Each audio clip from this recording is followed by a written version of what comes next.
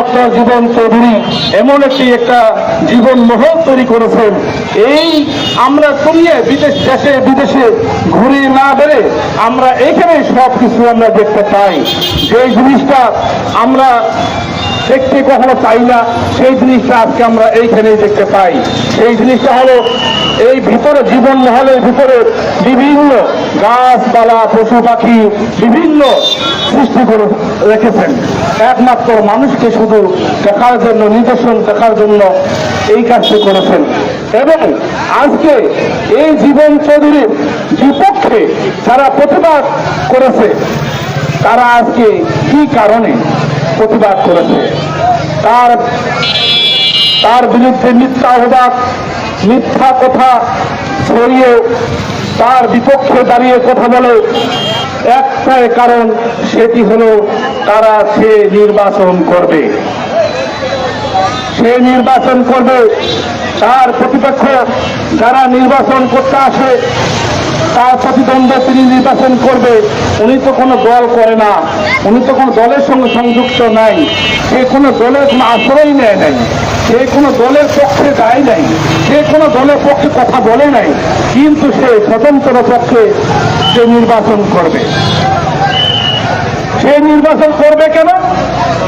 এই নির্বাচন করার কারণেই কিছু মানুষ তার বিপক্ষে প্রতিবাদ জানায়, তার মিথ্যা আচরণ দিয়ে, মিথ্যা অপবাদ দিয়ে তাকে বিভ্রান্ত সৃষ্টি করে। সেটি আমরা বুঝতে পেরেছি।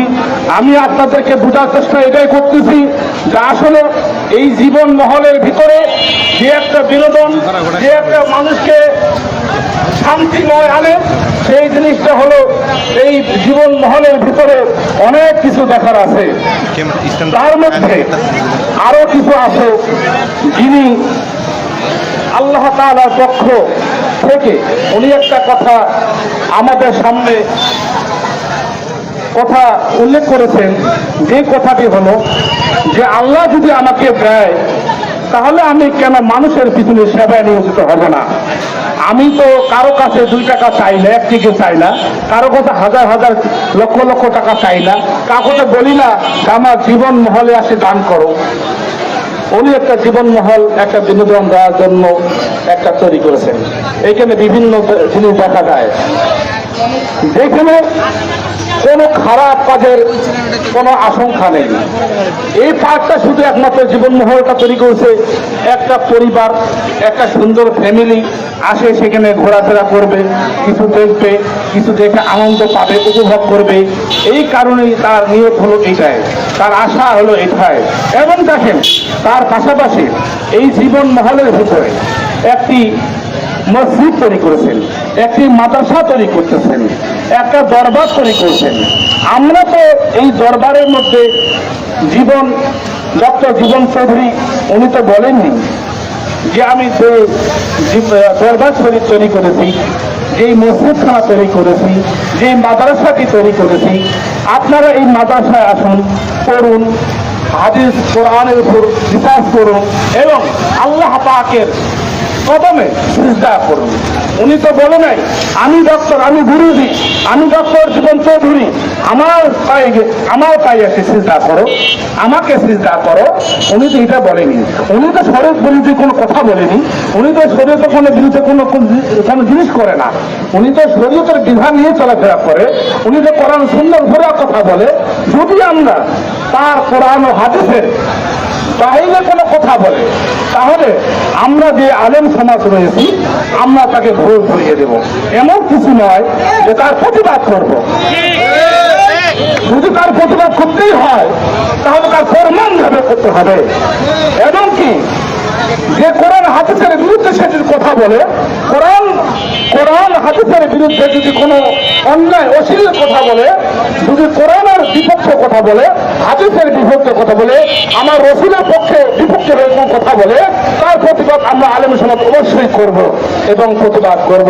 কিন্তু আমার জানা মতে আমি জীবন চৌধুরীর সঙ্গে যতটুকু কথা বলেছি তার সঙ্গে মুখোমুখি হয়ে, তার সম্মুখে হয়ে আমি তার সঙ্গে মুসাফা করে, তার হাতে হাত রেখে আমি যে কথাগুলো তার মুখ জবান থেকে কথাগুলো শুনেছি, আমার কানে যে কথাগুলো বলেছে এবং কোরআন ও হাদিসের আলোকে যে কথাগুলো আয়াতের তর্জমা করে আমাকে শুনাইছে। আমি একজন আলেম সমাজের একটি ব্যক্তি হয়ে আমি তাকে সাপোর্ট করি, তাকে আমি ধন্য মনে করি যে একটা জীবন মানুষ মানেই জীবন, আর জীবন মানেই একটা মানুষ। এই জীবন দিয়ে সে একটা মহল তৈরি করেছেন।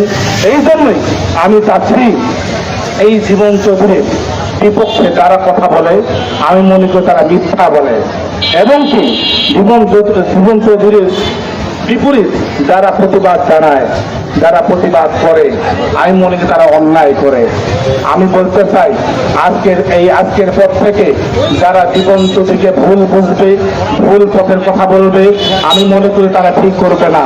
যদি তারা ঠিক না করে, যদি ঠিক করে থাকে, ওরা যদি বোঝে যে আমরা জীবন চৌধুরীর বিপক্ষে কথা বলে আমরা ঠিক করছি, আমরা ভালো করছি, তার ভুলটা ভেঙে দেওয়ার মতো জীবন চৌধুরীর যথেষ্ট পরিমাণ আক্ষেপ নেবে।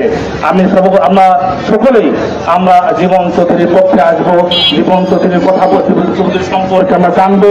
আমরা যারা আজকে প্রতিবাদ জানাইছি, প্রতিবাদ করছি, যেই সমস্ত এক শ্রেণীর মানুষ যারা প্রতিবাদ করে গেছে তারা তো কখনো জীবন চৌধুরীর সঙ্গে সম্মুখীন হয়ে কথা বলেনি।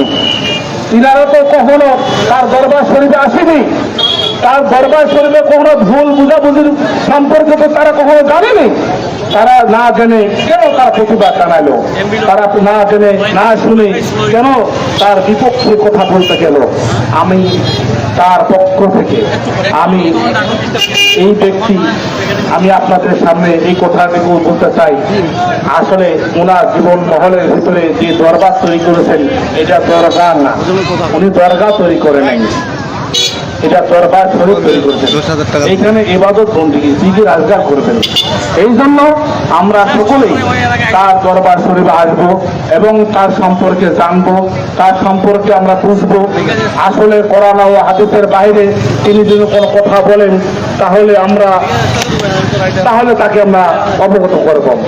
আল্লাহ তাআলা পবিত্র কোরআনুল কারীমের মধ্যে আরেকটি শব্দের মধ্যে উচ্চারিত করেছেন, ওয়ালা তাজিদুজ জালিমিনা ইল্লা তাবারা। যুগে যুগে যত নবী আম্বিয়া কেরাম এসেছেন সকলেই যারা জালেম জুলুম তাদের ধ্বংসের জন্য দোয়া করেছেন। এই জন্য আজকে জীবন চৌধুরীর উপরে যারা জালেম হিসেবে জুলুম করতেছেন, যারা অত্যাচার করতেছেন, যারা নির্যাতন করতেছেন, আমরা মনে করি আল্লাহ রাসূল সাল্লাল্লাহু আলাইহি ওয়াসাল্লাম যিনি দোয়া করেছিলেন জালেমদের জন্য, ধ্বংস হওয়ার জন্য, আমরা মনে করি আল্লাহ পাকের পক্ষ থেকে তাদের প্রতি লানত হবে, তারা ধ্বংস হয়ে যাবে। এই জন্য আমি পরিশেষে আর একটি কথা বলে শেষ করতে চাই। আমরা এই জীবন চৌধুরীর মহলে আমরা আসলে সকলে আসবো, ঘুরে ফিরে দেখবো, এবং তার দরবার শরীফে তৈরি করেছে, ভিতরে একটি মসজিদ তৈরি করেছেন, উনি ভিতরে একটা মাদ্রাসা তৈরি করতেছেন। উনি সব সময়ের জন্য মানুষের দুঃখে সবসময় উনি পাশে দাঁড়িয়ে থাকেন। এই সমস্ত মানুষগুলো অসহায় হয়ে থাকেন তাদের পাশে উনি দাঁড়িয়ে থাকেন, তাকে সাহায্য সহযোগিতা করেন। আমি মনে করি এই অত্র এলাকার মধ্যে তিনি একজন মানবধন্য মানুষ। এই মানুষের পাশে যদি আমরা দাঁড়িয়ে থাকি, এই মানুষের পাশে যদি আমরা থাকি, আর এই মানুষ যদি আমাদের ছায়া হয়ে থাকে, আমরা মনে করে নিতে পারি যে এই আমাদের প্রতি যত প্রকার বিপদ আপদ আসবে আল্লাহর পক্ষ থেকে এই মানুষের সাহায্যে আমরা সহযোগিতা পাবো।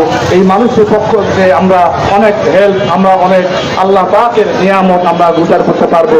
আল্লাহ তাআলা আমাদের সকলকে শুনে বুঝে এবং আমাদেরকে আল্লাহ তাআলা আমল করার চেষ্টা করুক, এবং দিন ও আমলের প্রতি আমাদেরকে খেয়াল রেখে আল্লাহ তাআলা আমাদের দুনিয়ার জমিনে চলাফেরা করার আমাদেরকে তৌফিক দান করুন। সকলে বলে আমিন। ওয়া আখিরু দাওয়ানা আলহামদুলিল্লাহি রাব্বিল আলামিন। আল্লাহ আমাদের সকলকে কবুল করুন। সকলে বলে আমিন।